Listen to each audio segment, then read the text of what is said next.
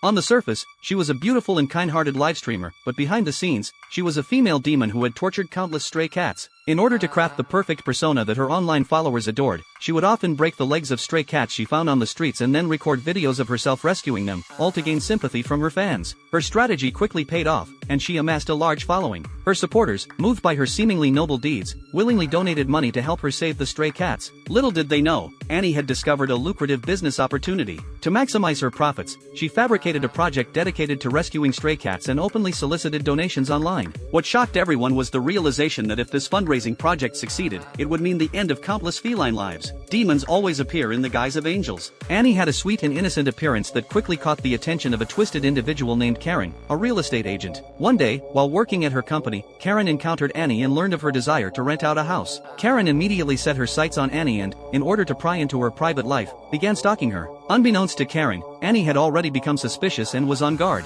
Annie was secretly plotting a scheme. That night, when Karen broke into Annie's home, she found her lying on the couch, covered in blood. Karen initially thought about calling the police but quickly abandoned the idea when she realized her status as an intruder. Terrified, Karen fled the scene. To deflect suspicion from herself, Karen brought potential tenants to Annie's house that evening to view the property. She figured that if the tenants discovered the corpse first, she could easily avoid being implicated as the intruder. As screams emanated from inside the house, Karen excitedly rushed in, only to find that the body had vanished without a trace, as if nothing had ever happened. Little did she know, she had already fallen into the trap Annie had set. Everything was going according to Annie's plan. She had dressed a pillow in her nightgown and stabbed it dozens of times. Then, she drew blood from her own body and splattered it across the floor, leaving a single drop by the doorway. She mixed the remaining blood with water and smeared it on her nightgown. Once she had finished, Annie changed into the nightgown and lay down on the couch, holding her breath just before Karen opened the door. As Karen entered, she stepped on the blood stain by the door, leaving evidence of her intrusion. Karen thought she had escaped scot-free and evaded suspicion,